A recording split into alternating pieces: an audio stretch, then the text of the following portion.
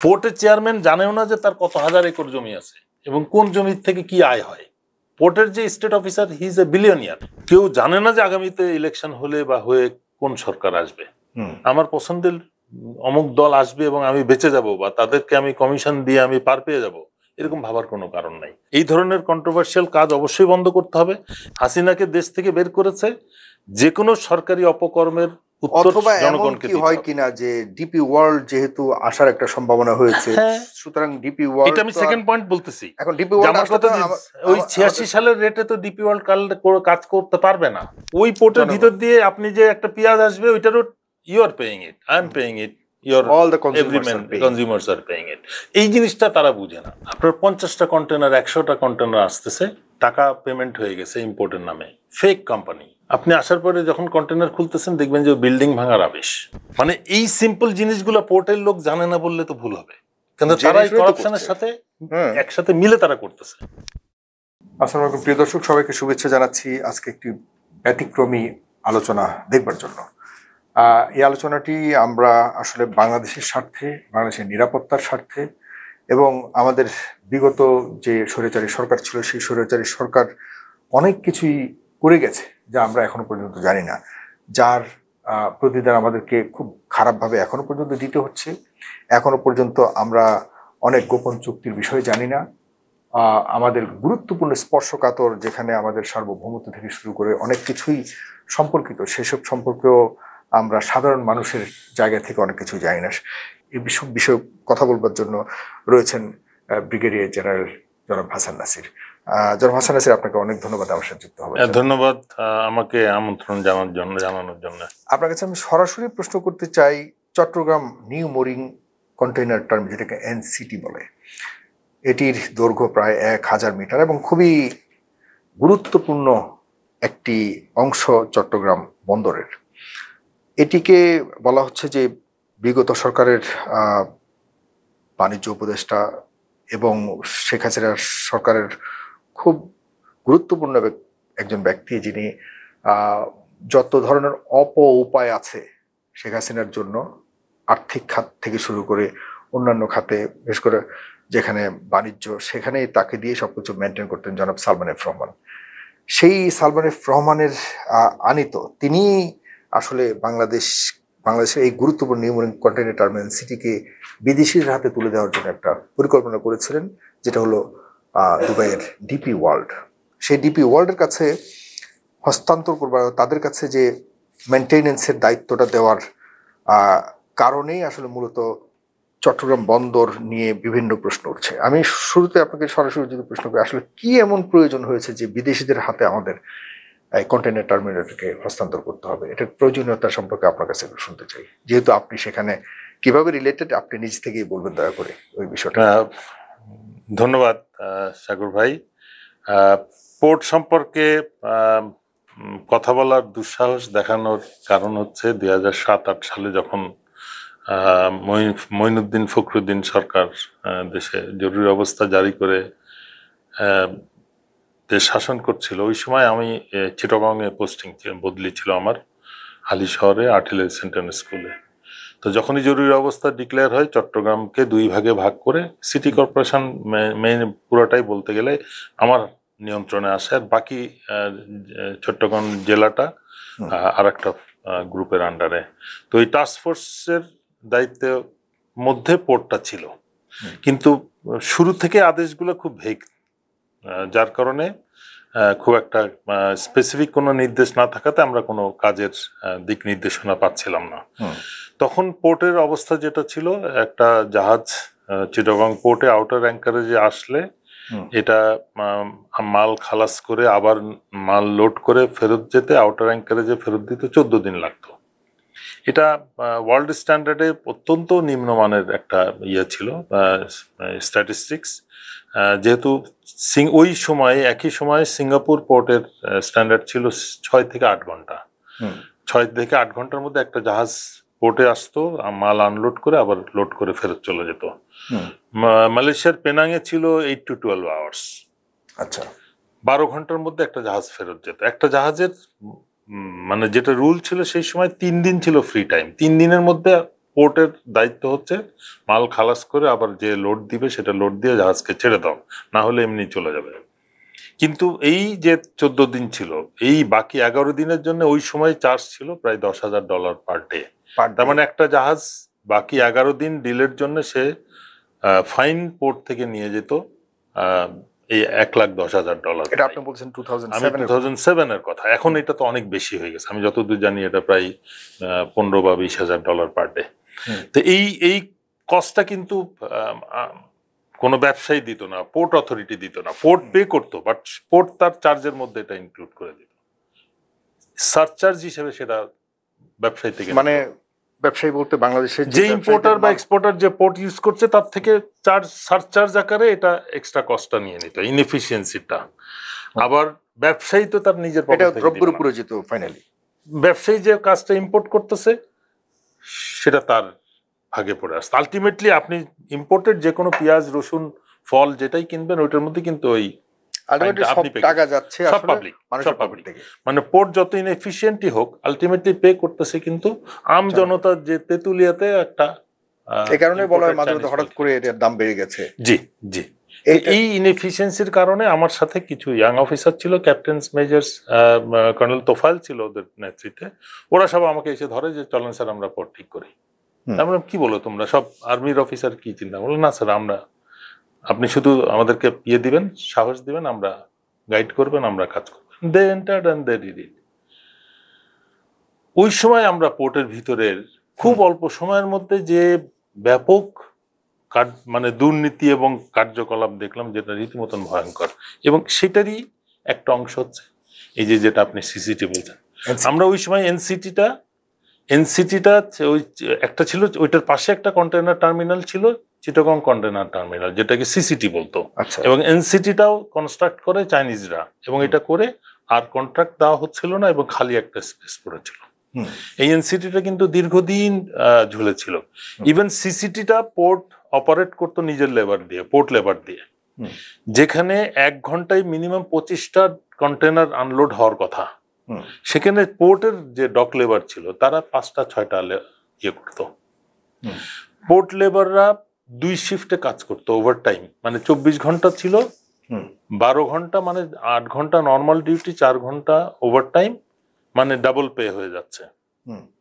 আর এক শিফট আসতো 8 ঘন্টা নর্মাল, 4 ঘন্টা ওভারটাইম, মানে 2 শিফটে 3, মানে 24 ঘন্টার বেতন, মানে কমপ্লিট 4টা বেতন, মানে ওই ডক, প্রত্যেকটা ডক লেবার 2টা ডাবল বেতন নিয়ে কাজ করে যেত, কিন্তু পার আওয়ার কন্টেনার উঠতো 6টা ওঠা। এই এফিসিয়েন্সিটা আমরা তখন ওই মুহূর্তে আমরা পেলাম যে এরকম একটা যে টেন্ডার পেয়েছে সাইফ পাওয়ারটেক, সে ওই হাইকোর্টের থেকে আদেশ নিয়ে ঘুরতেছে যে সে টেন্ডারে সিসিটির কাজ পেয়েছে, কিন্তু তাকে পোর্ট ঢুকতে দেয় নাই, ডক লেবাররা ঢুকে গেছে, তাদেরকে ঢুকতে দিবে না।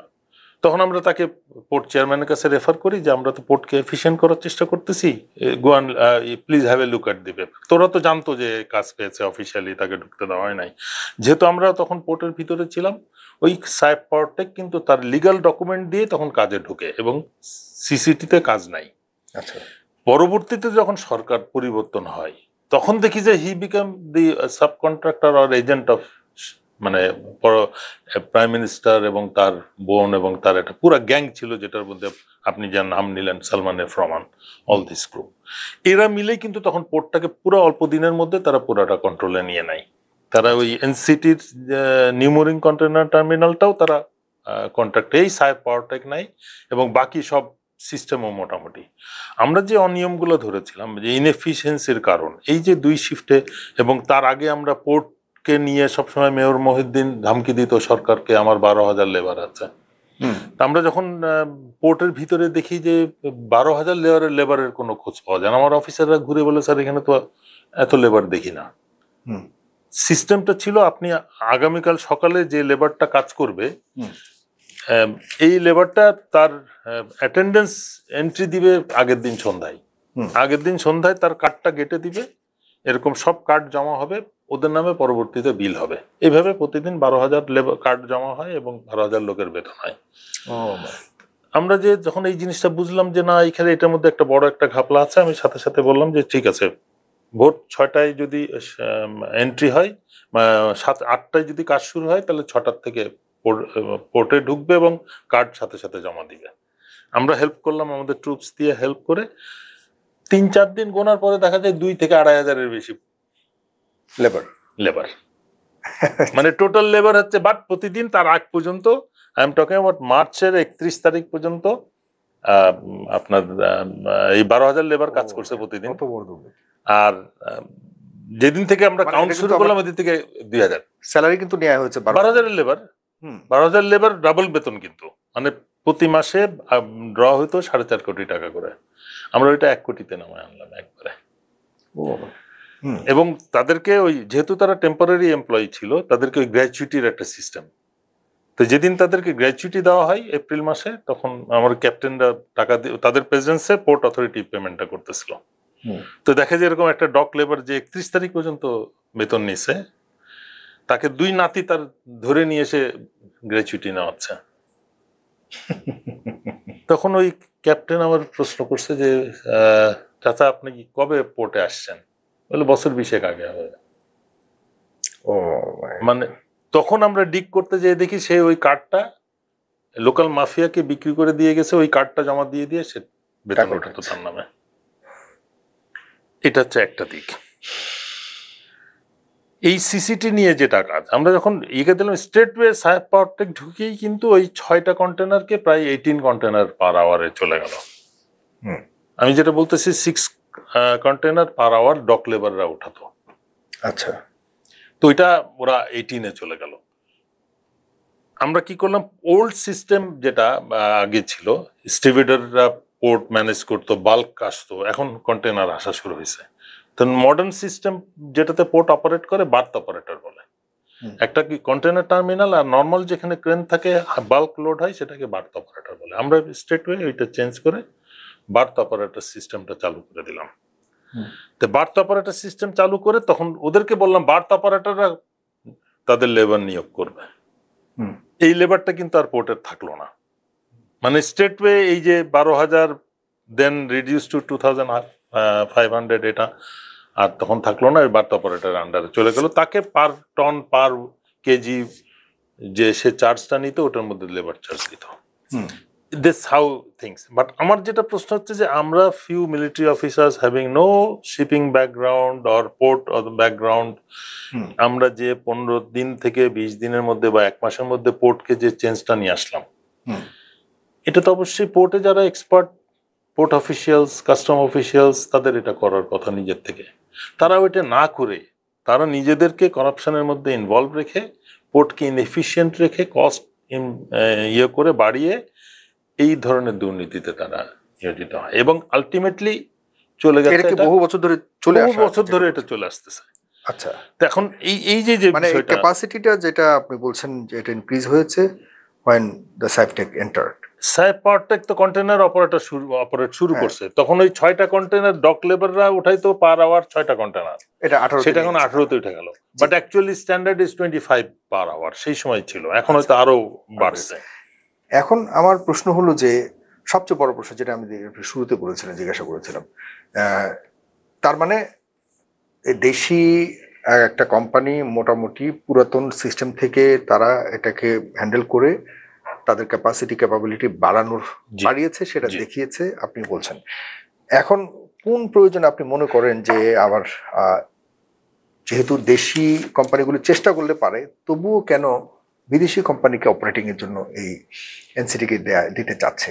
আমার কথা হচ্ছে যে এই বিদেশি কোম্পানি দেওয়ার সিস্টেম কিন্তু পৃথিবীর অনেক দেশেই আছে, অনেক দেশেই একটা সে কারণে, যেমন আমি যদি বলি, চট্টগ্রাম বন্দর সক্ষমতার থেকে 3 লাখ বেশি কন্টেনার উঠানামা করতে সক্ষম হয়েছে 2023 এবং 2024 সালে। 3 লাখ বেশি কন্টেনার, হ্যাঁ, সক্ষমতা থাকার পরেও কেন স্পেসিফিক একটা কোম্পানিকে অপারেটিং এর দায়িত্ব দিতে হবে, যেখানে নিজেদের সক্ষমতার প্রয়োজনের থেকে অনেক বেশি রপ্তানিযোগ্য এমন 500-র অধিক শিল্প প্রতিষ্ঠান বন্ধ করে সক্ষমতা বন্ধ করে বারবার ওই কোম্পানিকে, মানে ওই না। বাট প্রথম বিষয় হচ্ছে যে এই যে ডিপি ওয়ার্ল্ড কথাটা নামটা বারবার আসতেছে, এটাই তো অনৈতিক কাজ, দুর্নীতি। আমি আমার পোর্টকে কিন্তু এনেছিল। না আমি বলতেছি যে আমি যখন আমি বলতে পারি যে আমি একটা ইন্টারন্যাশনাল টেন্ডার কল করব, anybody can take this, anybody can take, right. এইটা হলে কিন্তু কারো কোনো আপত্তি নাই। পৃথিবীর অনেক দেশে আছে যে একটা ডিফারেন্ট দেশ, এই ডিপি ওয়ার্ল্ডই হয়তো 80টার উপরে দেশে তারা ওই টার্মিনাল ম্যানেজ করে। একটা টার্মিনাল একই দেশে হয়তো একাধিক কোম্পানি টার্মিনাল ম্যানেজ করে, একটা পার্ট আছে লোকালি ম্যানেজ করা হয়। ডিপি ওয়ার্ল্ডের যে নামটা নেওয়া হচ্ছে এটার সাথে কিন্তু পুরানো রিজিম জড়িত, আমার যেটা ধারণা। এবং আমি যথেষ্টভাবে এনেছে তো সালমানের ফরমান। জি, এখন যদি তাদেরকে কোন রকম ইন্টারন্যাশনাল টেন্ডার এবং কম্পিটিশন ছাড়া যদি দেওয়া হয়, অবশ্যই এটা গ্রহণযোগ্য না। এবং সব থেকে যেটা খারাপ জিনিস হলো, কয়েকদিন আগে আমরা দেখলাম 86 সালের পরে প্রথম পোর্টের চার্জ 41% বাড়ানো হলো। 41%? এই 15 সেপ্টেম্বর, এই 15 সেপ্টেম্বরে গেজেট হয়েছে, 14 সেপ্টেম্বর গেজেট আউট হয়েছে, 15 তারিখ থেকে এটা এফেক্টিভ হয়েছে। 15 সেপ্টেম্বর 25 রানিং মাসে। জি জি, আচ্ছা, মানে কোথায় 86 আর কোথায় 2025। আমার প্রশ্ন হচ্ছে যে এখন একটা ইন্টারিম গভর্নমেন্ট, এখন ইকোনমিক সিচুয়েশন বলেন, এই আয় ইনকাম বলেন, মানে ইনকাম জেনারেশন সবকিছুই মানুষের ক্রয় ক্ষমতার বাইরে চলে যাচ্ছে। মানে গভর্নমেন্ট কিন্তু কোনো জব জেনারেট করতে পারে নাই, করছে না বা পারছে না। অনেক ফ্যাক্টরি বন্ধ হয়ে গেছে। এই পরিস্থিতিতে আমি কেন কস্টটা অ্যাড করব? সব থেকে আমার কাছে যেটা সন্দেহজনক মনে হয়েছে যে মার্কিন যুক্তরাষ্ট্র ভারতের উপরে 50% কর আরোপ করছে। এই 41% কিন্তু এনি ইম্পোর্ট অ্যান্ড এক্সপোর্টের উপরে প্রযোজ্য হবে। আচ্ছা আচ্ছা, তো আমি সব থেকে একটা জিনিস শুধু কম্পেয়ার করতে চাচ্ছি, গার্মেন্টস প্রোডাক্ট আমেরিকাতে যেটা যায় বাংলাদেশের উপরে 20% নতুন কর আসছে, আর আমি এখন পোর্ট ওইটার উপরে 41% অ্যাড করছে, তার মানে 61% হয়ে গেছে। তো ভারত চিল্লাচ্ছে যে আমার 50 কেন? আমি কিন্তু সাথে সাথে আমি ভারতকে কম্পিটিটিভ করে দিয়েছি। মানে এটা কি তাদের নির্দেশনা হয়েছে কিনা সেটা একটা প্রশ্ন। সেকেন্ড অপশন হচ্ছে যে আমি এই যে ডিপি ওয়ার্ল্ড বলেন আর যাকেই দিতে চাই, বিশাল একটা প্রশ্ন করে আমি বলতেছি তো যে এটা there must be an answer from those who are handling this issue. মানে জনগণকে দায়িত্ব দিতে হবে, উত্তর দিতে হবে। মানে জনগণ যেভাবে হাসিনাকে দেশ থেকে বের করেছে, যে কোনো সরকারি অপকর্মের অথবা এমন কি হয় কিনা যে ডিপি ওয়ার্ল্ড যেহেতু আসার একটা সম্ভাবনা হয়েছে, সুতরাং ডিপি ওয়ার্ল্ড, এটা আমি সেকেন্ড পয়েন্ট বলতেছি। এখন ডিপি ওয়ার্ল্ড আমার কথা ওই 86 সালের রেটে তো ডিপি ওয়ার্ল্ড কাজ করতে পারবে না। হ্যাঁ, তার জন্য অনেক লো রেট হয়ে যাচ্ছে, সেই জন্য সে আসার আগে পোর্টের চার্জটাকে অ্যাড করে দেওয়া হলো। যে এখন আমি বলতেছি 50 টাকা চার্জ ছিল, ওইটা এখন 100 করা হলো। ডিপি ওয়ার্ল্ড বলবে আমি তোমাকে স্পেশাল সার্ভিস দিব, তুমি আমাকে 150 টাকা দিবা। তখন কিন্তু the difference is 50, but actually একটা কনজিউমার যে ওই ইম্পোর্টেড গুডসটা খরচ ব্যয় করবে, যে কিনবে, রিটেল বায়ার যে এটা কিনে ব্যবহার করবে, সে কিন্তু এই টোটাল কস্টটা বিয়ার করতেছে। সেটাই বলছি, এই যে এতগুলো মানে পার্সেন্টেজ যখন বসানো হয় এর উপরে এবং প্রায় দ্বিগুণিত বাড়ছে, তো এরকম বাড়ানোর পর আমাদের দেশীয় কোম্পানি কেন হ্যান্ডেল করতে পারবে না? আমি কেন বলছি দেখেন, আমি যে কোনো সময় ব্যক্তিগতভাবে আমার দেশের মানুষ দ্বারা যে কোনো প্রতিষ্ঠান পরিচালিত হোক, কোয়ালিটি ভালো হোক, এটির পক্ষে আমি সবসময়, যে কোনো বিষয় যখন এই ধরনের প্রশ্ন আসে, সেটি আমি দেশীয় কোম্পানির পক্ষে বা দেশীয় মানুষের দ্বারা পরিচালিত হোক, এটার পক্ষে আমি ব্যক্তিগতভাবে অবস্থান নেই। যে কারণে আমার সেই যখন ডিপি ওয়ার্ল্ড নিবে, শেখ হাসিনার সরকার সময় এমন সিদ্ধান্ত হয়েছে যে যার পেছনে অনেক বড় ধরনের ষড়যন্ত্র বা বিশেষ করে দুর্নীতি থাকতে পারে বলে অনেকে মনে করছেন ডিপি ওয়ার্ল্ডকে আনার ক্ষেত্রে। আপনি বলেছেন কেন স্পেসিফিকলি শুধুমাত্র DP world, again DP world open tender হবে, এখনো কেন ডিপি ওয়ার্ল্ড? এর পেছনে যে লিগ্যাসি, এই লিগ্যাসিটার মধ্যে সবচেয়ে বড় রোল প্লে করা, আমি মনে করি শিপিং মিনিস্টার অ্যাডভাইজার নিজেই এটার সাথে, এই লিগ্যাসির সাথে ইনভলভ এখনকার, এবং জি এখন অ্যাডভাইজার। এটাকে লিংক করবার যে একটা রুট লাগে, যে একটা কানেক্টিভিটি লাগে, আমি যেটা মিডিয়াতে দেখলাম যে শিপিং অ্যাডভাইজার নিজে যেহেতু যদিও জড়িত না, ওনার ছেলে পোর্টের কাজের বিভিন্ন রকম ভাবে ইনডাইরেক্টলি কাজ করছে, যেটা অবশ্যই কনফ্লিক্ট অফ ইন্টারেস্ট। মানে আপনি জনাব শাখাওয়াত, ব্রিগেডিয়ার জেনারেল শাখাওয়াত হোসেন সাহেবের ছেলে বর্তমানে আছে, এবং পোর্ট চেয়ারম্যানের ছেলেও এগুলো কাজ। পোর্ট চেয়ারম্যান, এই পোর্ট চেয়ারম্যান সাহেবের কথা যদি বলি, উনি জনাব মনিরুজ্জামান, উনি এস এম মনিরুজ্জামান, উনি কিন্তু আওয়ামী লীগ সরকারের আমলে উনি আগে শিপিং কর্পোরেশনের চেয়ারম্যান ছিলেন। জি। তখনও তার ব্যাপারে চায়না ন্যাশনাল মেশিনারি ইম্পোর্ট এক্সপোর্টের বিষয়ে মানে কয়েকটি ভেসেল তিনি ক্রয় করেছেন, যেখানে প্রায় প্রায় অনেক টাকা, প্রতিটা জাহাজে $1 কোটি করে এক্সট্রা প্রাইস, ইন্টারন্যাশনাল প্রাইসের থেকে দেখানো $1 কোটি, $1 কোটি এক্সট্রা প্রাইস। এই এখনো পর্যন্ত ওনার বিরুদ্ধে তদন্ত চলছে। এই উনি এখনো পর্যন্ত বলবৎ চেয়ারম্যান হিসেবে, এবং উনাকে নিয়েই ডিপি ওয়ার্ল্ডকে আনানো হচ্ছে, এবং সেই পরিবর্তিত যে উপদেষ্টা মন্ত্রী, আমাদের নতুন মন্ত্রী, তিনিও কিন্তু এটার সাথে অনেকটাই মিশে গেছেন। এখানে কোনো পরিবর্তন আমরা দেখতে পাচ্ছি না, এখন নতুন করে দেখতে পাচ্ছি। আমি এই যে বিদেশিদের দেওয়ার ব্যাপারে প্রথম যে বলতে চাই, এটাকেও আমি অ্যাড্রেস করব। তার আগে আমি যেটা বলতে যাচ্ছি যে আমি ধরেন এই 14 দিন যে টার্ন অ্যারাউন্ড টাইম বলে, জাহাজ আসে, আনলোড করে লোড করে চলে যায়, এটাকে টার্ন অ্যারাউন্ড বলে। টার্ন অ্যারাউন্ড 14 দিন থেকে যদি আমি 2 ডেজে আনতে পারি, 2.3 ডেজ ছিল, বাট যেহেতু চিটাগং পোর্টটা রিভার বেসড একটা পোর্ট, এখানে আপনার ওই জোয়ার ভাটার কারণে একটা জাহাজকে অটোমেটিক ফোর্স হোল্ড করতে হয় 12 ঘন্টা, মানে একটা হাই টাইড মিস করলে পরবর্তী হাই টাইড 12 ঘন্টা। তো সেই হিসেবে আমরা 2 দিন ধরে নিচ্ছি। 2.3 বললেও আমরা 2 দিনের, আমরা 14 দিন থেকে 2 দিনে নামিয়ে নিয়ে আসছি। আমার প্রশ্ন হচ্ছে এবং এই যে 6টা কন্টেনার পার আওয়ার থেকে আমরা 18টা করলাম, এটা তো আমাদের লোকাল কোম্পানি করেছে। আমি কিন্তু বিদেশি কোম্পানির বিপক্ষেও বলছি না, পক্ষেও বলছি না। মূল বিষয়টা হচ্ছে যে আমরা ইচ্ছা করলে অবশ্যই এটাকে 25-এ নিতে পারতাম। এই 6 থেকে 18 দেন 25 এটা হতে পারতো। বাট প্রবলেম হচ্ছে যে যখন কোনো রাজনৈতিক সরকার আসে, তখন সমস্ত রাষ্ট্রীয় যে আয়, মানে রেভিনিউ আর্নিং যে সোর্স গুলা, এটাকে তাদের পৈতৃক সম্পত্তি মনে করে। যে এলাকার এমপি মিনিস্টার, চিটাগাং এর এমপি মিনিস্টার তো পোর্ট তাদের পৈতৃক সম্পত্তি। আগে যেরকম মেয়র মহিউদ্দিনের ছিল চিটাগাং পোর্ট, সে 12,000 লেবার দেখাইতো, আসলে ছিল 2,000। তো এইভাবে তারা নিজের সম্পত্তি মনে করে ব্যবহার করত, এবং গত সরকারও তাই করছে। এই সাহেব পর্টেক কিন্তু সে 18টা ইয়ে ছিল। তারপরে সে আস্তে আস্তে পোর্টের যত কাজ, ঝাড়ু দেওয়ার কাজটাও সাহেব পর্টেক নিয়ে নিছিল। এই তোর সাথে ছিল, এবং তার সাথে শেখ রেহানাও ছিল বলে জানা গেছে। কিন্তু এখন আমরা পুরো একটা সিন্ডিকেট কাজ করতেছে। শেষের দিকে যতটুকু শোনা গেছে, সাহেব পর্টেককে বাদ দিয়ে কিন্তু ডিপি ওয়ার্ল্ডকে আনা হচ্ছে। তার মানে না, বাট এখানে তো সুযোগ দেওয়া হয় না। আমি সাহেব পর্টেক ভার্সেস ডিপি ওয়ার্ল্ড কোনোভাবে আমি কম্পেয়ার করছি না। সাহেব পর্টেক তার জায়গায় রং ছিল, রাইট। সালমান এফ রহমান তো সাহেব পর্টেককে নিয়ে কাজ করেছে, এন্ট্রিটা হয়েছে। জি। এরপরে শেষের দিকে সাহেব পর্টেকের সাথে কিন্তু বেইমানি করেছে যতটুকু শুনেছি। না, বেইমানি তো বিষয় না, বেইমানি নিজে তো একটা বেইমান ছিল। সাহেব পর্টেক এই যে সে 7 সালে ঢুকছে পোর্টে, তারপরে তার কাউকে পোর্টের ধারে কাছে ভিড়তে দেয় নাই। সমস্ত বললাম তো যে টার্মিনাল থেকে শুরু করে ঝাড়ু দেওয়া, বাথরুম পরিষ্কার করা, সব কাজ তার আলাদা নামে, তার বইয়ের নামে, ছেলের নামে, বোনের নামে, শালাশালির নামে কোম্পানি খুলে সেইগুলো করতো। বাট বিষয়টা হচ্ছে যে ওইটা সাহেব পর্টেকও কারেক্ট ছিল না, এবং তাকে বাদ দিয়ে ডিপি ওয়ার্ল্ড নাম নিয়ে যেটা করা হচ্ছে ওটাও কারেক্ট না। আমার কথা হচ্ছে একটা রংকে আপনি কারেক্ট করতে আরেকটা রং নিতে পারবেন। এক্স্যাক্টলি। সো বোথ আর রং, এবং দুইটাকেই আমি মানে ডিসরিগার্ড করতে চাচ্ছি।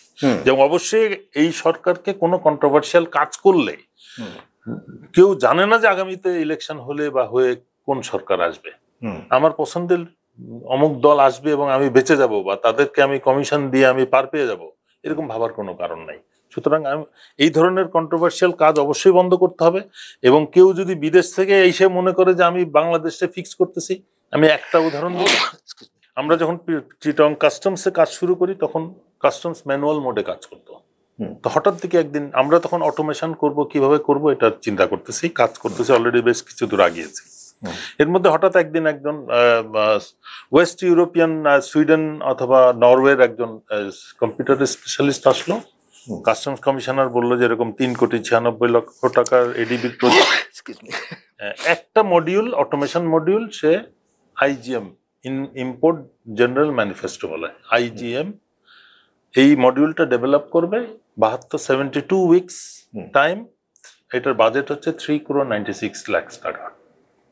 ওই ভদ্রলোক এসে সকালবেলা এসে, সে কাজ শুরু করার আগে সকালবেলা সে ঢাকা থেকে চিটাগং পৌঁছাইছে, এবং সে আমাদেরকে একটা প্রেজেন্টেশন দিচ্ছে যে সে কি করতে চাচ্ছে।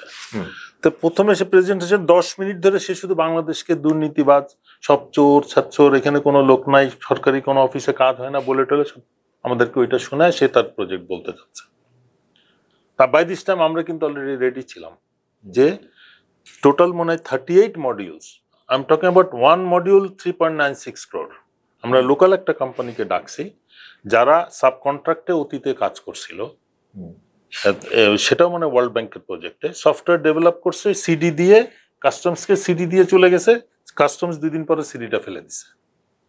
ওই অটোমেশন করলে তাদের অনেক পদ বন্ধ হয়ে যাবে, তো সিডি ওইটা কাজ করতেছে না। আর আমরা কি করছি, লোকাল সফটওয়্যার কোম্পানিকে ধরে রীতিমতন মানে গার্ড বসায় সকাল থেকে আমি এমডি এবং চিফ সিইও কে নিয়ে বসে আছি, চেয়ারম্যান এবং সিইও কে নিয়ে, যে আপনাকে রাজি হইতে হবে সফটওয়্যার আপনার, আমি জানি যে আপনার কাছে অলরেডি ডেভেলপ করা আছে, ইউ ক্যান অপারেট মানে go into operation within very short time. আপনাকে আমি অপারেশনের জন্য অপারেটিং অ্যাডভান্স দিব। তখন সে বলে যে আমার মিনিমাম 2 কোটি, এন্ড অফ দি ডে সে বলে, প্রথম সে নিবেই না, স্যার আমরা ডেভেলপ করবো, আমাদের কাজ এটাই, আমরা ওই অপারেশনের দায়িত্ব নিব না, বলে না আপনাকে করতে হবে, আমরা থাকবো, will supervise. End of the day সে রাজি হলো যে 2 কোটি টাকা যদি তাকে অ্যাডভান্স দেওয়া হয় তাহলে সে কাজটা করবে, সে কিন্তু আবার ফেরত দিবে অ্যাডভান্স, নট ইভেন মানি। আমরা তখন ওই সিএনএফ এজেন্টরা একটা অবৈধ কালেকশন করতো, 60 টাকা পার প্রত্যেকটা এন্ট্রিতে, বিল এন্ট্রিতে তারা 60 টাকা নিত ইলিগালি। আমরা সিএনএফ এজেন্টকে বললাম, ওই অ্যাসোসিয়েশনকে, তোমরা ওই 2 কোটি টাকা অ্যাডভান্স দিবা এবং তোমাদের গ্যারান্টার থাকবে চিটং চেম্বার।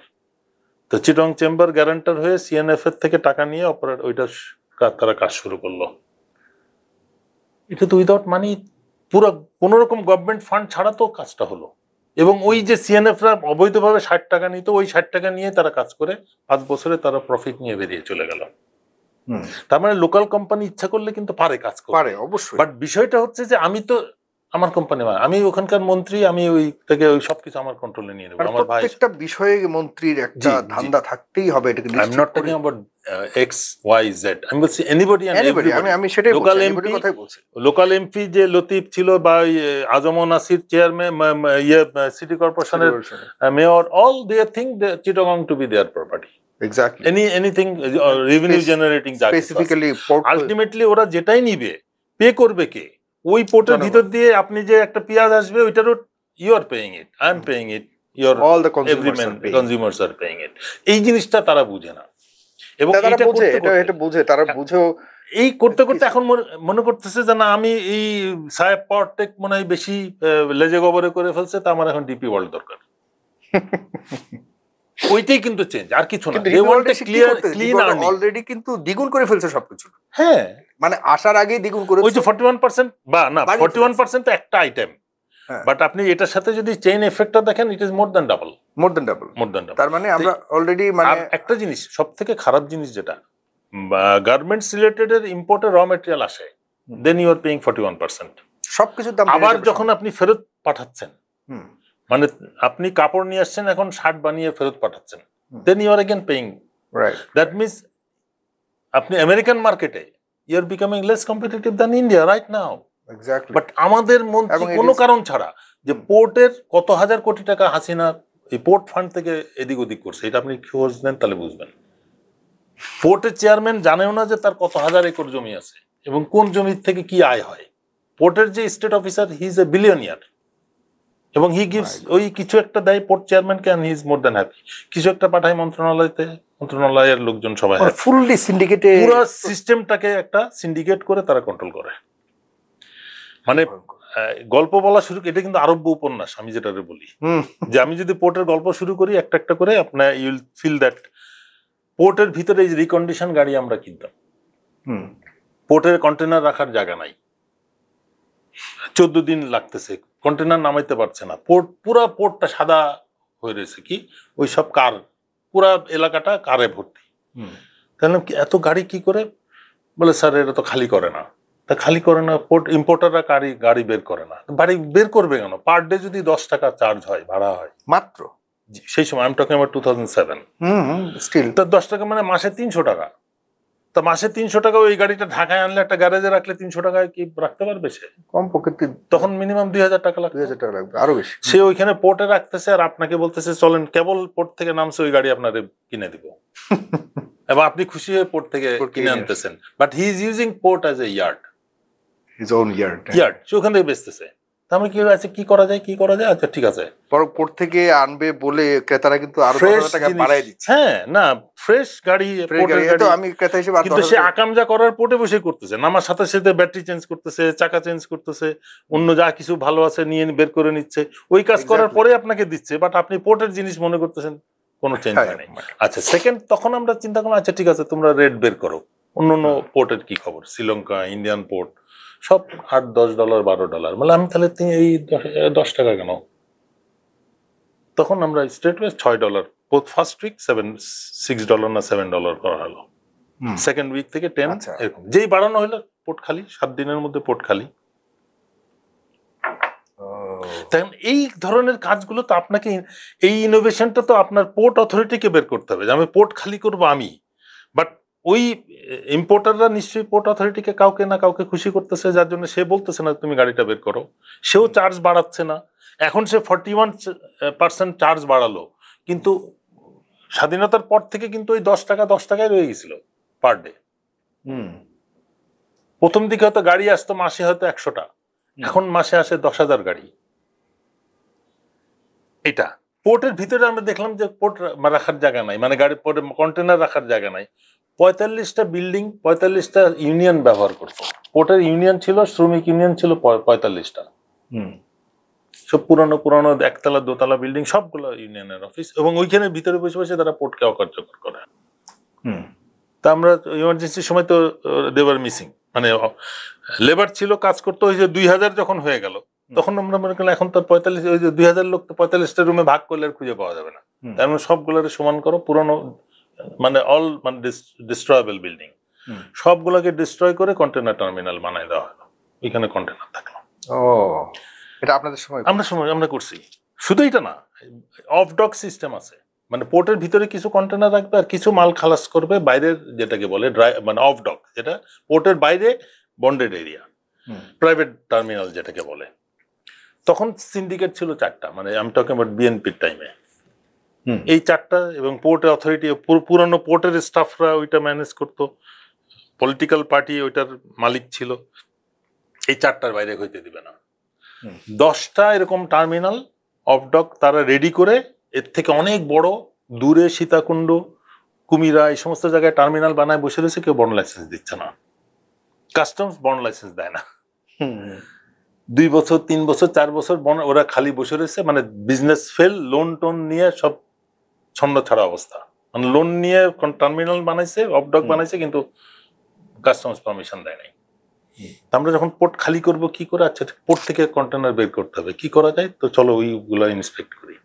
ওইটার মধ্যে মানে 10টার মধ্যে আমরা 6টা না 8টা পেয়েছিলাম ফিট ফর বন্ড, আর বাকি 4টাও খালি কন্টেনার। আমাদের কন্টেনারের ক্রাইসিসটা হচ্ছে আমাদের ইম্পোর্ট হয় বেশি, এক্সপোর্ট হয় কম। গার্মেন্টস ছাড়া কিন্তু আমাদের এক্সপোর্ট অন্য আইটেম খুব কম, আর অল কমোডিটিস ইম্পোর্ট হয়, তার মানে আমাদের কন্টেনার ঢুকে বেশি, বের হয় কম। অনেক জাহাজ আছে শুধু খালি কন্টেনার নিয়ে বেরিয়ে চলে যায়, তা সেই কারণে আমাদের খালি কন্টেনার রাখার জন্য ডক দরকার। তা আমরা ওই নন বন্ডেড, ওই বাকিগুলাকে 4টাকে নন বন্ডেড টার্মিনাল করা হলো, যে ওরা শুধু খালি রাখবে, ওরাও ব্যবসা পেয়ে গেল। মজার ব্যাপার হচ্ছে যেদিন আমাদের অফিসাররা যে কাস্টমস অফিসার যে ওটা ইন্সপেক্ট করে কোয়াইটলি চলে আসছে, আমি বলছি যে ওই 6টা মালিকরে ডাকো, তোরা তো ভয়ে ভয়ে আর্মি ডাকছে, নিশ্চয়ই ধরে বেঁধে টেন্দে কিছু একটা করবে, জেলে টেলে নিবে। তাই সে বসে পরে সবার হাতে করে কমিশনার, আমরা কিন্তু ঢুকি নাই, আমরা বসা রয়েছি, কমিশনার ওই বন্ড লাইসেন্স গুলো দিচ্ছে। তো ওই মালিকরা ওইটা দেখে প্রথম মানে হয়রান হয়ে গেছে, এইটা কি ধরে না, মানে আই ফাউন্ড 2-3 পিপল ক্রাইং, বয়স্ক বৃদ্ধা লোক বলে স্যার আমরা ঋণের ভারে জর্জরিত, কেউ 3 বছর, কেউ 4 বছর 5 বছর ধরে ঘুরতেছে, লাইসেন্স পায় না। বলে স্যার আমরা তো ভয়ে ভয়ে আসছিলাম যে আপনারা মানে ধরে টরে নিয়ে যাবেন, এই জিনিস দিচ্ছেন, এটা তো আমরা 4 কোটি 5 কোটি টাকা দিয়েও পাই নাই, মানে তাদের ডিমান্ড আরো বেশি ছিল। বলে 4 কোটি টাকা ঘুষ দিতে চাইছে, তাও তারা ওইটা দেয় নাই। আর আমরা জাস্ট ডেকে ওই ঘুরে আসছে, আমাদের টিম ঘুরে আসছে, আসার পরে শুধু কল দিছে যে এতটার সময় কাস্টমার অফিসে হাজির থাকবেন। দ্যাটস হাউ উই চেঞ্জ দি মানে পোর্ট। সেম যেটা আমরা ইয়ে করলাম, পোর্টের ভিতরে গাড়ি 2 টনের গাড়ি শুধু ঢুকতো, ওই যে এখন ঢাকা শহরে যে ইট বালু টানে যেগুলা, পোর্টের পারমিশন ছিল শুধু ওই গাড়িগুলো ভিতরে ঢুকবে। তার মানে আপনার যদি একটা 40 টনের বা 20 টনের সাপোজ একটা মাল আসলো, ট্রাক কিন্তু ঢাকা শহরে আছে যেটা একবারে 20 টন আনতে পারে, চিটাগাংয়ে আছে। তো ওই গাড়িটা বা রাস্তার মধ্যে দাঁড়ায় থাকবে পোর্টের বাইরে, আর পোর্টের ভিতর থেকে ওই 2 টনের গাড়িগুলো 10 বারে আপনাকে ওই গাড়িটা লোড করবে। মানে এই 10টা গাড়ি পোর্টের ভিতরে ঢুকবে, প্রতি কন্টেনারে 10টা গাড়ি ঢুকতে হচ্ছে। মানে হোয়াট এ মেস। তা আমি জিজ্ঞেস করলাম, আচ্ছা এই 20 টনের গাড়ি পোর্টের ভিতরে ঢুকলে কি হবে? তো বলে স্যার পোর্টের রাস্তা খারাপ হয়ে যাবে। বলে তাই নাকি? তাহলে এই যে 40 টন উইথ ট্রেলার জাহাজ থেকে নেমে যে ইয়ার্ডে ঢুকতেছে, পোর্ট নষ্ট হচ্ছে না? তখন আর কোনো কথা নেই। পরে বের করলাম যে ওই ট্রাকগুলোর নিচে 2টা চেম্বার ছিল। অনেক most of the trucks, all the trucks had hidden chamber. মানে আপনার কন্টেনারের থেকে আনলোড করবে, পাশের কন্টেনার ভেঙে বের করবে, নিয়ে ওই হিডেন চেম্বারে ঢুকাবে এবং অন্য যেখান থেকে স্টোর ভেঙে ওইটা নিচের মধ্যে দিবে, উপরে মাল দিবে, চলে আসবে। এই জাস্ট আমরা শুধু এই পুরা রাস্তা আর মেইন রোডে সব ওই যে 20 টন ট্রাকগুলো মেইন রোডের মধ্যে দাঁড়ানো আর আনলোড হচ্ছে, সারাদিন ধরে আনলোড হয়। আমরা বললাম যে ঠিক আছে, এখন থেকে সরাসরি কন্টেনারের সামনে 20 টনের সামনে একটা ট্রাক দাঁড়াবে, একবারে কন্টেনার খালি হয়ে বেরিয়ে চলে যাবে, পরদিন থেকে পোর্ট খালি। মানে এই সিম্পল জিনিসগুলো পোর্টের লোক জানে না বললে তো ভুল হবে, কিন্তু তারা এই করাপশনের সাথে একসাথে মিলে তারা করতেছে। তারা প্রবলেমটা রেখে ওইটার মধ্যে থেকে বেনিফিটটা খুঁজে বের করতেছে। যে ওই যে একটা কন্টেনার বা চুরির মালটা পোর্ট থেকে বের করতে হবে, এই বাইরের বগুড়ার ট্রাক, ঢাকার ট্রাক তো ওই কাজটা করবে না। বাট ভিতরে আমার যে ভিতরে কাজ করতেছে তারই হয়তো নিজের ট্রাক ঢুকবে, সে জানে যে কিভাবে মালটা বের করতে হবে। এই জিনিসগুলো পোর্টের মধ্যে ছিল।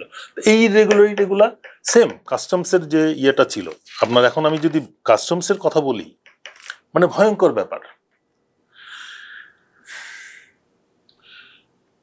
ইম্পোর্টের বিভিন্ন রকম ইয়ে আছে, মানে মানি লন্ডারিং যেটা বলি।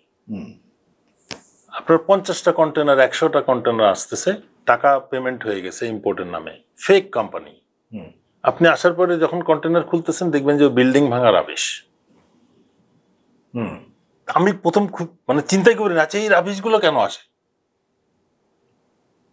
বলে স্যার এই কন্টেনার ভর্তি শুধু রাবিশ। ওরা কিন্তু বলে না যে এটা কি আসলে কি কাজটা হয়। সাপোজ আপনি ধরেন $5 লাখ একটা ইম্পোর্ট বলছেন, কিন্তু সেটা কন্টেনারে ফেরত আসছে $5 লাখ গুডস না, ওই টাকাটা বেরিয়ে চলে গেছে একটা ফেক কোম্পানি। আপনি যখন খুঁজবেন তখন আর কোম্পানি নাই। সেম এক্সপোর্টে আপনার ইনসেন্টিভ আছে।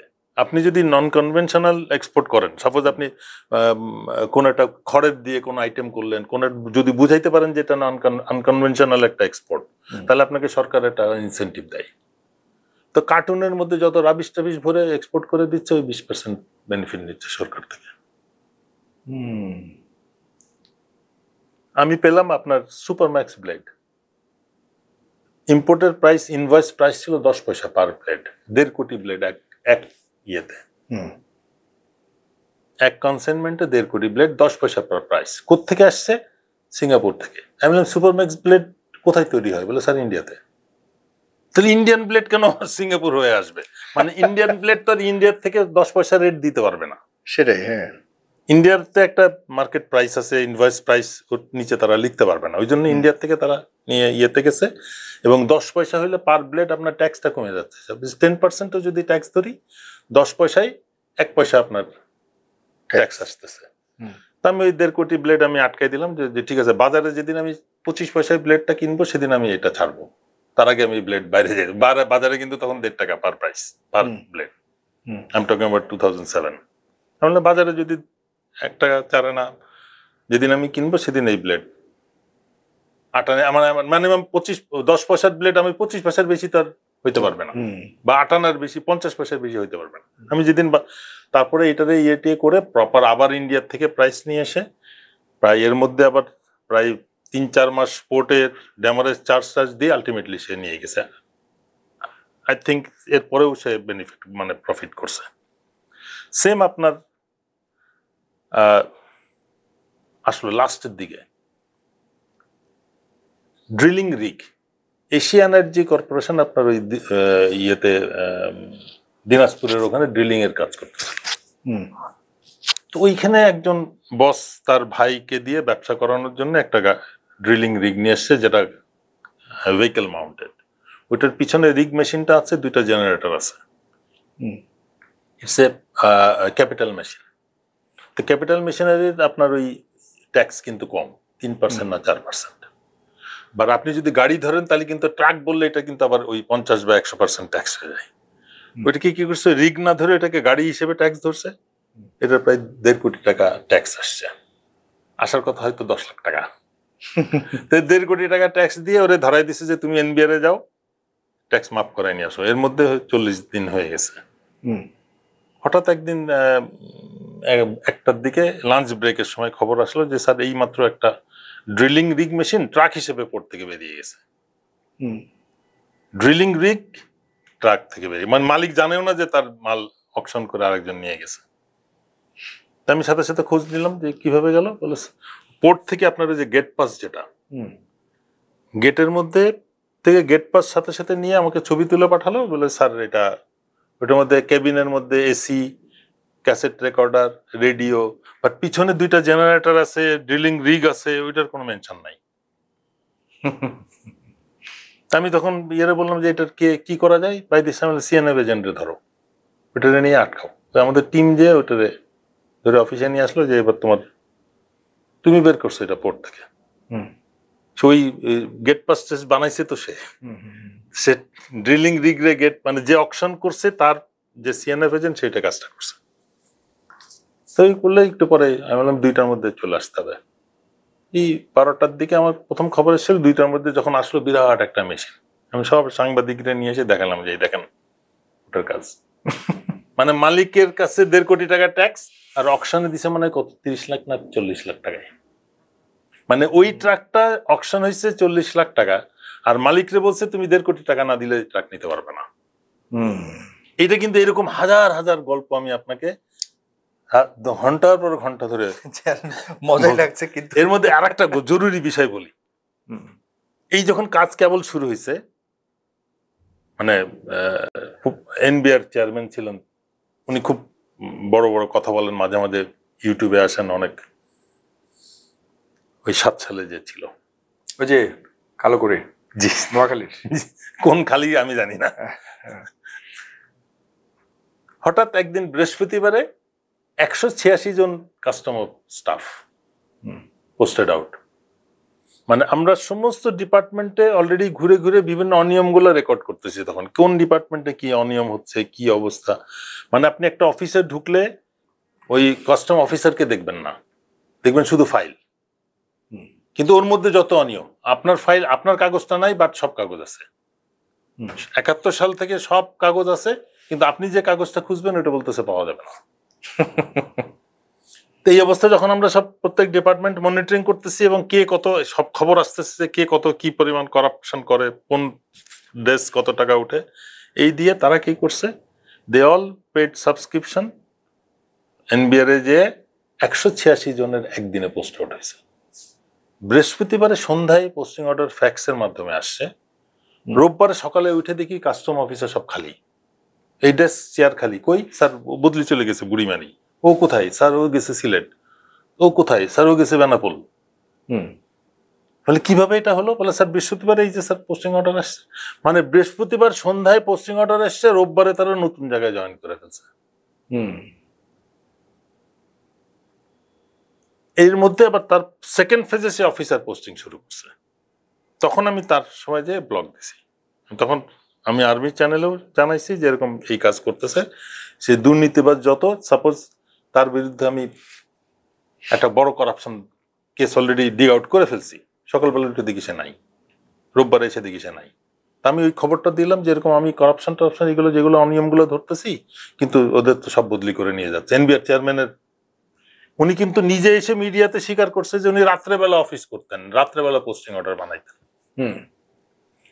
একটা স্বাভাবিক অফিস কখনো এই কাজ করবে যে রাত্রে বসে পোস্টিং অর্ডার বানায় এটা পাস করবে? মানে এটাই তো তার যথেষ্ট। এই কার্যক্রম যখন হয়েছে তখন আমি এই বিষয়টা অল কনসার্নকে জানাইছি যে আপনি অ্যাটলিস্ট পোস্ট আউট বন্ধ হবে, না হলে আমরা কাজ করতে পারছি না। ওই সেই এটাকে সে ওই যে ছাগল মতিউরের সাথে ডিল করে বলার চেষ্টা করে যে, কিন্তু একটা বিষয় হচ্ছে তার আমি সমস্ত ইন্টারভিউ শুনছি, সে কোথাও কিন্তু বলতে পারে না যে মতিউর দুর্নীতিবাজ। সে বলতো মতিউর অনেক ক্ষমতাশীল, তার পক্ষে সেনাপ্রধান সুপারিশ করছে, তার পক্ষে জেনারেল মাসুদ সুপারিশ করছে, তার পক্ষে ব্রিগেডিয়ার হাসান নাসির তার পোস্টিং বাতিল করতে বলছে। চিটং কাস্টমসের অটোমেশনের পারমিশন যেদিন হয়, চিফ অ্যাডভাইজারের ওখানে ফখরুদ্দিন সাহেবের ওখানে হাফ অ্যান আওয়ার আমাকে টাইম দিয়েছে যে তুমি তোমার কেস প্রেজেন্ট করবা, যদি অ্যাপ্রুভ হয় হাফ অ্যান আওয়ারের মধ্যে ইয়েস বা নো হবে। সেই প্রেজেন্টেশন শুধু প্রধান উপদেষ্টার কোশ্চেন অ্যান্ড আনসার করতে যে এটা প্রায় 1.5 ঘন্টার উপরে, 1 hour 45 minutes। 6টা উপদেষ্টা উইথ সেক্রেটারি বসা, এদিকে 3 বাহিনী প্রধান, পিএসও সব আমার বাম সাইডে, সামনে ফখরুদ্দিন সাহেব, আমি এদিকে রোস্টামে। He is asking question, I am answering. এই করতে করতে তখন যখন দি মোমেন্ট হি সেড হ্যাঁ you go ahead with your reform, তখন আমি বলছি যে আই নিড দিস 2%। ওই মতিউরকে পোস্ট আউট করে দিয়েছিল, আমার টিম লিডার কর্নেল তোফায়েলকে, সবাইকে প্রাইস পোস্টিং দিয়ে পাঠিয়ে দিছে যে তুমি স্টাফ কলেজে দিয়ে সেটা প্রাইস পোস্টিং যাও। মজার ব্যাপার হচ্ছে যে আমার যখন তোফায়েলকে সাথে সাথে আর্মি ওকে করে দিছে, বাট মতিউরকে দিবে না।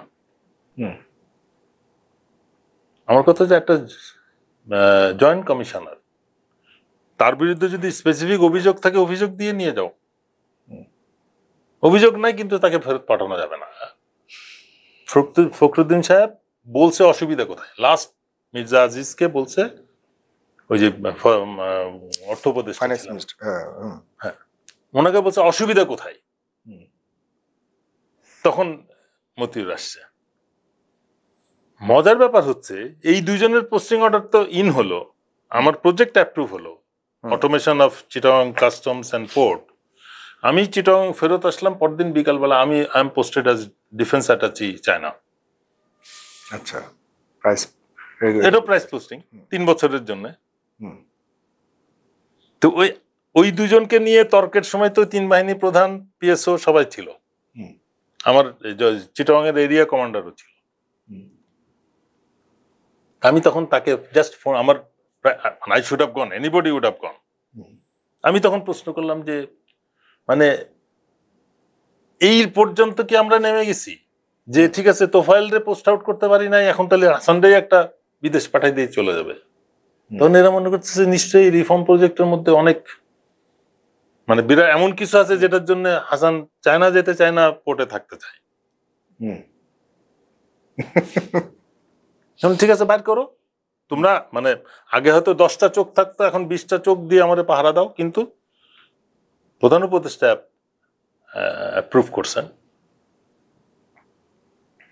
কাজটা কি চাই আমরা? হ্যাঁ চাই, then I will not say anything. তখন দেখি ওইটা বাতিল, আমার আর যাওয়া হলো না।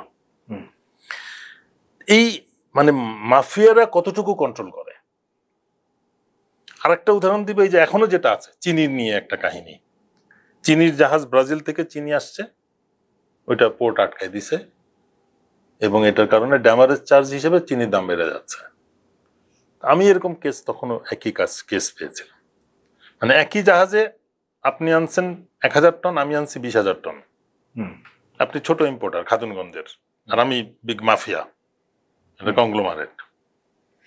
আমি কি করছি, ওই 10,000 টনের ট্যাক্স দিয়েছি 2%, দিয়ে বলছি যে কাস্টমস আমার থেকে বেশি চাচ্ছে, আপনার থেকে নিচে 1000 টন 7% নিয়ে ছেড়ে দিয়ে ট্যাক্স নিছে, আপনি 7% দিয়ে মাল চিনি নিয়ে চলে গেছেন।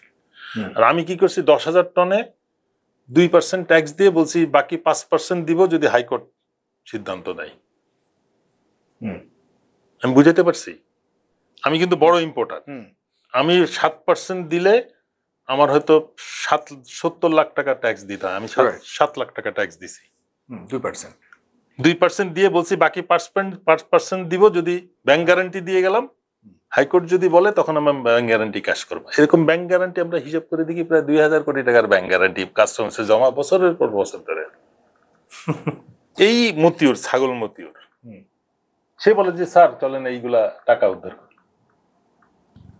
বললাম ঠিক আছে, এই প্রায় 300-র উপরে কেস, 2000 কোটি টাকা, স্যার কোনোটা 5 বছর 10 বছর, ওই ব্যাংক গ্যারান্টি কাগজ রয়েছে, মানে এটার ভ্যালু 200 কোটি টাকা, এই কাগজের ভ্যালু 500 কোটি টাকা, কিন্তু কাস্টমসের কাছে কাগজ আছে, টাকা কিন্তু ব্যবসায়ীর কাছে। বললাম ঠিক আছে, 50 কোটি টাকার একটা স্যাম্পল নাও, নিয়ে আমরা হাইকোর্টে দিলাম, সাথে সাথে 50 কোটি টাকা ব্যাংক গ্যারান্টি ক্যাশ হয়ে গেল। মানে একই জাহাজে আপনার থেকে 7 নিছে, আমার থেকে 3 নিছে।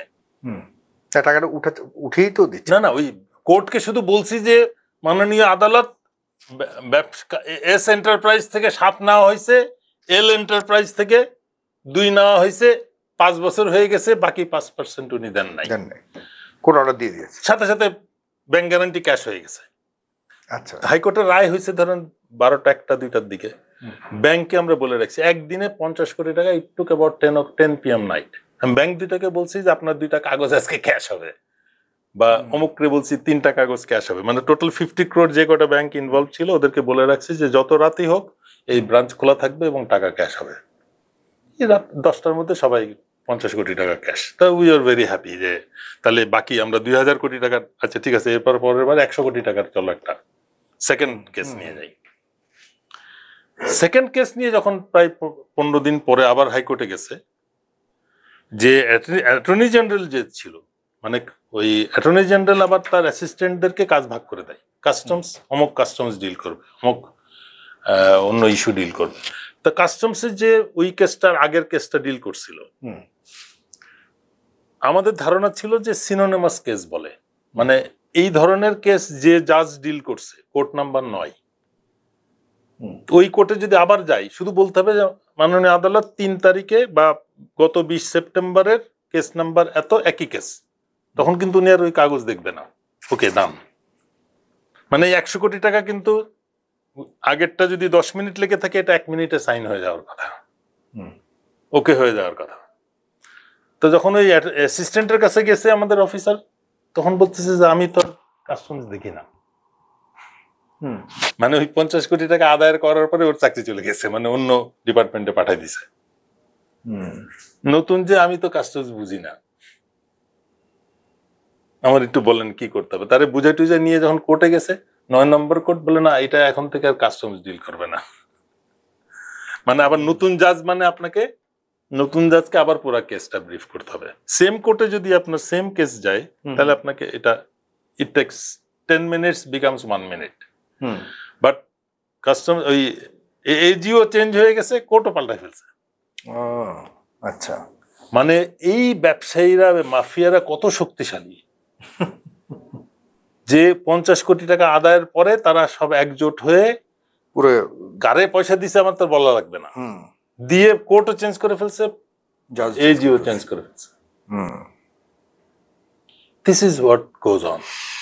যাক, আপনার আমলের অনেক কথা শুনলাম, যেগুলো নিয়ে অনেক প্রশ্ন ছিল, এগুলিও উত্তর পেয়ে গেলাম। আশা করি মানে ওই বিষয়গুলো নিয়ে আমরা আরো কথা বলার সুযোগ হবে পরবর্তীতে। কিন্তু আমি আপনার কাছে শেষ 2টি প্রশ্ন করি। একটা হলো যে আপনি কি মনে করেন, এই নতুন সরকার যখন রিফরমেশনের কথা বলছে, তখন কি আসলে পূর্বের সরকারের এ ধরনের শেষ সময়ের যেসব বলা হচ্ছে যে আসলে করাপ্টেড কিছু সিদ্ধান্তকে এখনো কি কন্টিনিউ করা উচিত? এর মধ্যে আমি যদি বলি, সে একই কথা, ডিপি ওয়ার্ল্ডকে আবারও কি রিভিউ করা উচিত কি না? আমার প্রথম প্রশ্ন হচ্ছে যে এই সরকার, অন্তর্বর্তীকালের সরকারের একটা উদাহরণ দিতে পারবেন যে জুলাই বিপ্লবের একটা আসামিকে শাস্তি দেওয়া হয়েছে, একটা দুর্নীতিবাজকে শাস্তি দেওয়া হয়েছে? আওয়ামী লীগের যাদেরকে ধরা হয়েছে দেখবেন জনগণ ধরে দিছে, পুলিশকে, সেনাবাহিনীও ধরে নাই, পুলিশও ধরে নাই। কোন দুর্নীতিবাজ কেউ আছে যে তার সহায় সম্পত্তি সহ ধরা পড়ছে? যারা ধরা পড়ছে তাদের প্রপার্টি নাই, আর যারা পালিয়ে যেতে পারছে, যেদিন এয়ারপোর্ট থেকে বের হয়েছে সেদিন তার নামে বিদেশ যাত্রা নিষেধাজ্ঞা আসছে। আচ্ছা, আমাদের বিমান বাহিনী কতটা competent to deal all this things? আমার তো মনে হয় সব থেকে দুর্বল হচ্ছে আমাদের বিমান বাহিনী। গত একটা সেনাপ্রধানের, একটা বিমান বাহিনী প্রধানের বিরুদ্ধে যদি 3 বছরে 3000 কোটি টাকা কারচুপির অভিযোগ থাকে, বাহিনী থেকে না, আমি একটা আমি আমি স্টেটমেন্ট আসা উচিত। বাহিনীর দু একজন কারাপ্টেড হলে না না, আমি তাকে বলতেছি না রিমুভ করে, কিন্তু বাহিনী কতটুকু প্রধান competent? প্রধান যদি এই টাকাটা মানে সাইফন আউট করতে পারে, হুম, তাহলে ওই বাহিনী কিভাবে ডেভেলপ করবে? হুম, বাট পাকিস্তান কিন্তু প্রমাণ করছে যে টাকা কিন্তু একটা বাহিনী ডেভেলপমেন্টের জন্য নট দি কি ফ্যাক্টর। হুম, আপনার প্রফেশনালিজম, হুম, আপনার উদ্দেশ্য, আপনার নিয়ত যেটাকে বলে। হুম, হুম, পাকিস্তান তো অর্থনৈতিকভাবে অনেক দুর্বল, হুম, কিন্তু তারা কি করে তাদের এই সশস্ত্র বাহিনী বা মানে আর্মি, নেভি, এয়ারফোর্সকে তারা মানে শুধু সাউথ এশিয়া না, তো সাউথ এশিয়া, মিডল ওয়ার্ল্ডে ইস্ট, ওয়ার্ল্ডের মধ্যে তারা একটা মানে সিগনিফিক্যান্ট পাওয়ার হিসেবে আসছে, এক্স্যাক্টলি। শুধু কিন্তু তাদের বুদ্ধি খাটিয়ে এবং তাদের প্রফেশনালিজমকে ইউজ করে। এবং তারা আর যাই করুক ওই ক্ষেত্রে কিন্তু না তারা খেয়ে হলেও compromise তারা করেনি। ওই জায়গাতে ওইখানে শক্তিশালী গেছে, রেখেছে। তারা অ্যাটম বোম বানিয়েছে এবং তারা বিশ্বের সর্বশ্রেষ্ঠ এয়ার ওয়ারফেয়ারের একটা ডেমনস্ট্রেশন দিয়ে দিয়েছে মাত্র 4 দিনে, যার মধ্যে ভারতের মতো যারা ক্লেম করে যে সাউথ এশিয়ার হিরো, তারা দেয়ার দি কি বলা যায় যে there the decision maker of South Asia, hmm, সেই বাহিনীকে প্রথম 2 দিনের ব্যাটেলের পরে গ্রাউন্ডেড করে দিছে 2 দিনের জন্য। হুম, তাদের এয়ারফোর্সের 7টা প্লেনকে ফেলে দিছে তাদের এলাকার মধ্যে, মানে Pakistan air force did not even cross the border. Hmm, তাদের এলাকার মধ্যে তাদের সমস্ত সিস্টেম জ্যাম করে হোল বাহিনীকে গ্রাউন্ডেড করে দিছিল Grounded ফর 2 করেছে। ডেজ। হুম, 2 দিন পরে কিন্তু আবার তারা উঠছে, আবার মার খেয়েছে, হুম। যুদ্ধ থেমে গেছে। না, আমার কাছে এই ইন্ডিয়ান জিনিসটা গভর্নমেন্ট ইয়ে করতে আমরা পারে। কেন পারি নাই, আমার কিন্তু প্রশ্ন এটা। আমাদের কিন্তু আমার আশা ছিল যে এই জুলাই আগে পারি নাই, 16 বছর ফাইন। এই 5ই আগস্ট 24-এর পরে আমার ধারণা ছিল যে আমরা আমাদের বাহিনী সম্পর্কে সতর্ক হব, হুম, কিন্তু এখন আমি প্রচন্ড রকম হতাশ হচ্ছে। বাট একটা ওভারঅল প্ল্যানের মধ্যে হচ্ছে বলে আমার সন্দেহ আছে, কেননা যারা এই ডিফেন্সের সাথে এখনো জড়িত তারা ওই আগের সরকারের। হুম। আমি নেভির কথা বলছিলাম। নেভিও একই অবস্থা। Navy- এই নেভি এই যে ধরেন এই যে পোর্টের সাথে এখন বেশি ইনভলভ, শিপিং কর্পোরেশনে বেশি ইনভলভ, বিজনেসের সাথে involve. Why army, navy, air force should get involve in developing business enterprises? না, আপনি যে পরিবর্তনগুলোর কথা বললেন, এখানে যদি নেভি স্টিল, আমার কাছে মনে হয় না সেরকম ভাবে নেভির শিপ নাই তো এরকম, সব most of the ships are outdated, তাদের লাইফ স্প্যান পার হয়ে গেছে। বিমান বাহিনী তো টোটালি গ্রাউন্ডেড বলতে পারেন, they don't have any, they will not be able to fly even.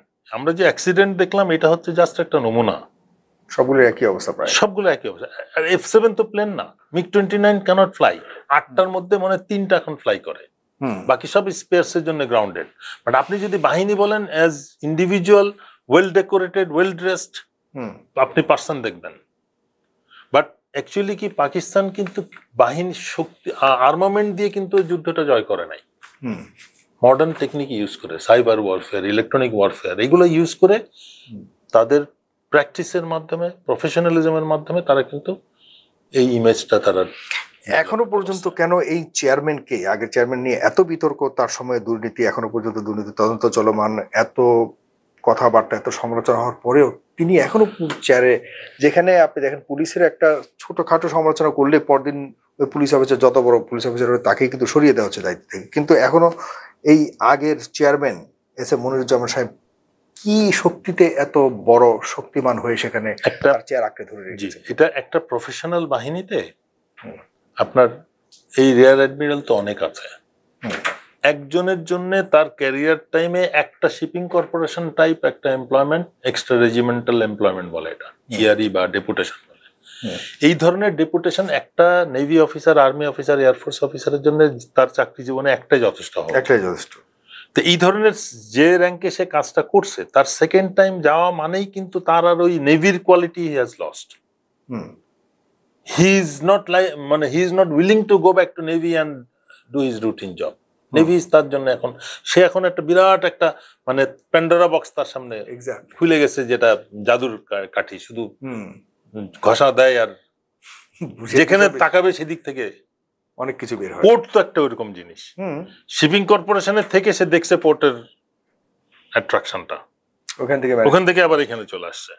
তার মানে আর ওই রিজিম চেঞ্জ এক পার্টি আছে যারা ওল্ড রিজিমের সাথে ছিল, এখন আবার ঠিক টাইম মতো তারা সুইচ করে আবার প্রেজেন্ট আসছে, আবার আগামীতে যে পলিটিক্যাল পার্টি আসবে তার সাথে দেখবেন অলরেডি সন্ধ্যার সময় দেখা করে, ছুটির দিনে রাত্রে কক্সবাজারে, নাইলে অনেক গোপন জায়গা আছে। তেতুলিয়া কোথাও চলে যাচ্ছে, ঢাকা শহরে কোথাও দেখা সাক্ষাৎ। তাহলে কি পারপাসলি তাকে এখানে রাখা হয়েছে? অবশ্যই অবশ্যই।